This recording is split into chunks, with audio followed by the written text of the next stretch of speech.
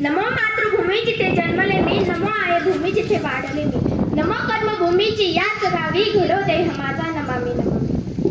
तुम्हा सर्वांना माझा नमस्कार. मी अनुष्का लक्ष्मण काळे, इयत्ता 8वीत, न्यू इंग्लिश स्कूल डोंगरगण या आपल्या शाळेत शिकत आहे. कित्येक लढाया लढून, कित्येक बलिदाने देऊन, त्यांची आहुती वाहून शेवटी स्वातंत्र्य हे आपल्या पदरी पडले. स्वातंत्र्य या शब्दाचा अर्थ फक्त तीच व्यक्ती समजू शकेल जिने कधी पारतंत्र्य पाहिले असेल, गुलामगिरीत राहिली असेल. स्वातंत्र्य या शब्दाचे मूल्य अरे शब्दात सांगता येणार नाही इतके मोठे. जेव्हा हिंदुस्तान, इंडिया, भारत ही नावे जेव्हा तोंडावर येतात ना, तेव्हा रक्त सळसळायला लागतं. मान आपोआप अभिमानाने उंचावते की हा माझा देश आहे. जेव्हा तो तिरंगा ध्वज आपल्या समोर फडकत असतो ना, तेव्हा प्रत्येक भारतीय नागरिकाच्या मनातील भावना, तो आदर्श पाहण्यासारखाच असतो. किसी ने खूब कहा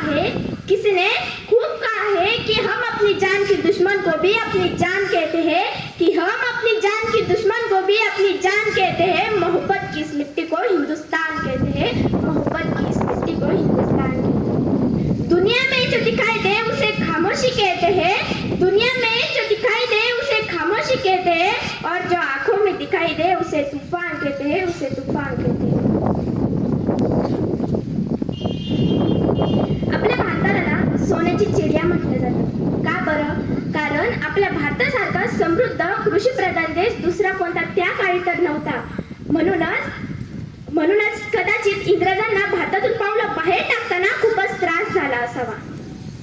1857 रोजी सुरू झालेला संग्राम, स्वातंत्र्य यज्ञ शेवटी 15 ऑगस्ट 1947 रोजी शांत झाले व 26 जानेवारी 1950 रोजी आपला भारत देश प्रजासत्ताक झाला. किती छान ना. पण आपला भारत देश स्वतंत्र झाला तो फक्त कोणापासून? या भारत भूमीवर राज्य करणाऱ्या इंग्रजांपासून. पण धर्मभेदापासून नाही, जातीभेदापासून नाही. हे कार्य तर अजूनही चालूच आहे. डॉक्टर बाबासाहेब आंबेडकर, पंडित जवाहरलाल नेहरू, बाळ गंगाधर टिळक यांसारख्या महान नेत्यांनी खूप प्रयत्न केले. समाज सुधारकांनी खूप प्रयत्न केले या स्वातंत्र्य भारताला सुराज्यात पाहण्यासाठी. पण हे बोलताना खंत वाटते की हे कार्य अजूनही पूर्णत्वास गेलेले नाही. पूर्वी पैका रुपया माहित होता का? पण आता काळा पैसा माहिती आहे. आपल्या सूर्याला ना भ्रष्टाचाराचं ग्रहण लागतंय. पूर्वी इनामापेक्षा इमान हा शब्द भारतीयांसाठी खूप महत्वाचा होता. पण आता भ्रष्टाचाराशी मैत्री करून इमानदारी तर आपण विसरूनच गेलोय हो. पण एक गोष्ट तर आहे ना की आपला भारत देश स्वतंत्र झालाय. ही भारताची सत्ता आपल्या हातात आहे, प्रत्येक भारतीय नागरिकाच्या हातात आहे. तरी का असं होतं? फक्त 52 सेकंद राष्ट्रगीत म्हटल्याने कोणी राष्ट्रभक्त, राष्ट्रप्रेमी होत नाही. फक्त 26 जानेवारी 15 ऑगस्टला वंदे मातरम म्हटल्याने कोणी राष्ट्रभक्त, राष्ट्रप्रेमी होत नाही. तर राष्ट्रभक्त होतं ते बंधुत्वाच्या भावनेनं, राष्ट्रभक्त होतं ते राष्ट्र उभारणीच्या भावनेनं, राष्ट्रभक्त होतं ते इमानदारीनं, राष्ट्रभक्त बनता येतं ते राष्ट्र उभारणीसाठी केलेल्या प्रत्येक प्रयत्नानं. जरा स्वतःला एक प्रश्न विचारा की आपल्यात हे गुण आहेत? आपण हे सर्व केलंय? जर नसेल तर आपण कोणते देशभक्त आहोत, कोणते राष्ट्रभक्त आहोत? एक ते देशभक्त आहेत जे सरहद्दीवर लढतात, स्वतःच्या प्राणाची पर्वा न करताही देशाचं रक्षण करतात.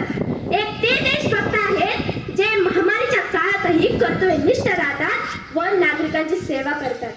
एक ते देशभक्त आहेत जे आपला भारत देश कोणत्याही गुन्ह्यात सापडू नये म्हणून देशाचं रक्षण करतात. व एक ते देशभक्त आहेत जे आपल्या समोर बसलेले आपले शिक्षक आपलं भविष्य उज्ज्वल करण्याचं कार्य करतात.